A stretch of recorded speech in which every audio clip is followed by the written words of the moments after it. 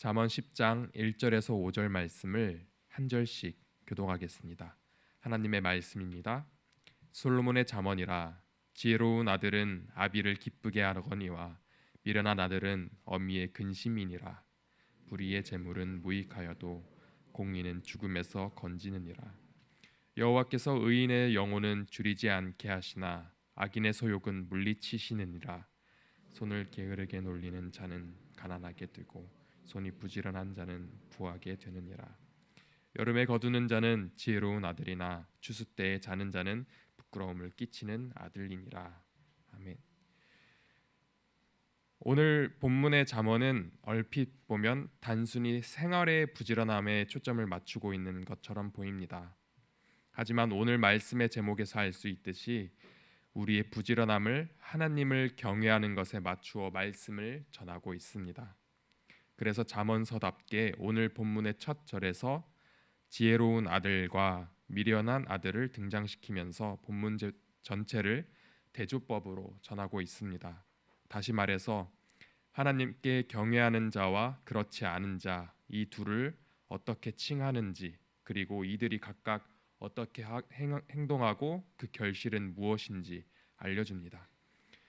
지혜로운 아들은 본문에서 의인 혹은 부지런한 자로 다르게 표현되고, 미련한 아들은 악인 혹은 손을 게으르게 놀리는 자로 표현됩니다. 다양한 호칭들이 나오는데 이 호칭들과 호칭에 대한 설명을 보시면 아시겠지만 눈에 띄는 글자가 하나 있습니다. 그것은 바로 의입니다. 오늘 본문에서 여러 가지 호칭들을 소개하고 서로 대조하면서 강조한 것은 바로 의입니다. 잠언에서 말하는 지혜는 모두 읽거나 들으셨듯이 하나님을 경외하는 것, 그것이 근본이라고 말합니다. 잠언이 지혜서의 대표로 여겨지는데 지혜서의 지혜가 하나님을 경외하는 것을 의미한다면 잠언은 하나님을 경외하는 메시지를 빼고는 이해할 수 없는 것입니다. 그렇다면 오늘 본문이 강조하고 있는 의와 잠언이 말하는 지혜, 즉 하나님을 경외하는 것은 어떤 관련이 있을까요? 먼저 의란 하나님의 뜻을 따르는 것을 의미합니다. 우리 인간에게는 의라 여길 것이 단 하나도 없습니다. 모든 의는 하나님께 속한 것이므로 하나님의 말씀을 따르지 않는 한 의로워질 수 있는 것이 하나도 없습니다. 다시 말해서 하나님의 말씀을 따르는 것이 인간의 의가 어느 정도 될 수 있는 것입니다. 그 의가 우리에게 있고 없고가 어떤 영향을 끼치는지 오늘 본문 말씀을 함께 찾아보겠습니다. 잠언 10장 2절 말씀을 함께 봉독하겠습니다. 불의의 재물은 무익하여도 공의는 죽음에서 건지느니라. 아멘. 2절의 의와 관련된 두 가지가 나옵니다. 첫째는 불의의 재물, 그리고 두 번째는 공의입니다.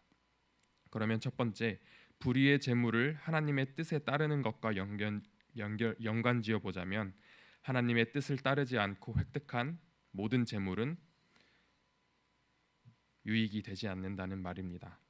이 불의의 재물의 결과는 무익하다라고 합니다. 그러면 유익하다는 것은 무엇일까요?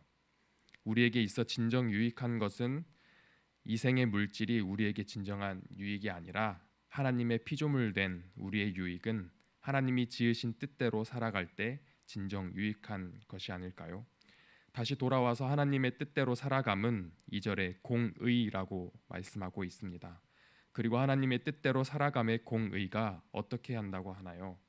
우리에게 진정한 유익, 죽음에서 건지시는 것, 즉 구원을 가져다 준다고 합니다.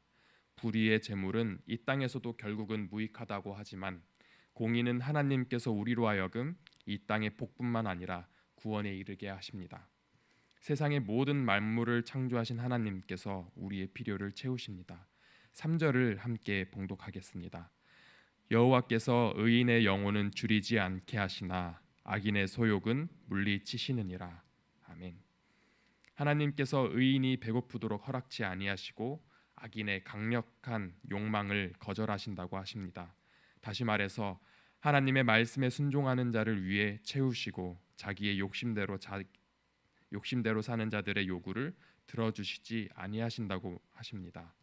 결국 우리가 이 땅에 속하여 살면서도 단순히 먹고 사는 것이 다가 아니라 먼저 하나님의 뜻을 구하며 의롭게 사는 것이 요구되는 것입니다. 하나님께 순종할 때 구원뿐만 아니라 필요 또한 주님이 직접 채워주시리라는 말씀을 믿읍시다. 그런데 서두에서 우리에게서는 결코 의로 여길 만한 것이 나오지 않는다고 했습니다. 마태복음 15장 19절과 로마서 3장 20절에 마음에서 나오는 것은 악한 생각과 살인과 간음과 음란과 도둑질과 거짓 증언과 비방이니 그러므로 율법의 행위로 그의 앞에 의롭다 하심을 얻을 육체가 없나니 율법으로는 죄를 깨달음이니라. 아멘. 그러면 우리는 어떻게 의롭게 여김을 받을 수 있을까요? 로마서 3장 22절에 이어서 곧 예수 그리스도를 믿음으로 말미암아 모든 믿는 자에게 미치는 하나님의 의인이 차별이 없느니라. 아멘. 예수 그리스도를 믿는 믿음이 우리를 의롭다 하십니다. 우리는 이것을 칭의라 부릅니다. 칭의를 얻는 자로 게으른 자 되지 말고 부지런함의 뜻처럼 사려 깊이 열심을 다해 지속적으로 하나님의 말씀에 순종하고 예수 그리스도를 믿는 믿음으로 우리에게 맡겨진 순간들을 지혜롭게 이겨나가시기를 소망합니다. 기도하겠습니다. 우리를 택하시고 사랑하시기를 포기치 아니하시는 은혜가 풍성하신 하나님, 오늘도 하나님의 말씀 따라 예수님을 믿고 그분의 고난에 동참하도록 새벽을 깨워 예배의 자리에 불러주시니 감사를 드립니다. 성령님, 저희의 연약함을 도우사 오직 하나님의 말씀을 따라 살아 구원을 얻게 하여 주시고 우리의 필요를 채워 주시옵소서. 주님을 섬기는 데 부지런한 자들 되어 세상 어디에서나 주님의 영광을 드러내게 하옵소서. 우리의 기도를 들어주실 줄 믿으며 예수님의 이름으로 기도드리옵나이다. 아멘. 하늘에 계신 우리 아버지여, 이름이 거룩히 여김을 받으시오며 나라가 임하시오며 뜻이 하늘에서 이루어진 것 같이 땅에서도 이루어지이다. 오늘 우리에게 일용할 양식을 주시옵고 우리가 우리에게 죄 지은 자를 사하여 준 것 같이 우리 죄를 사하여 주시옵고 우리를 시험에 들게 하지 마시옵고 다만 악에서 구하시옵소서. 나라와 권세와 영광이 아버지께 영원히 있사옵나이다. 아멘.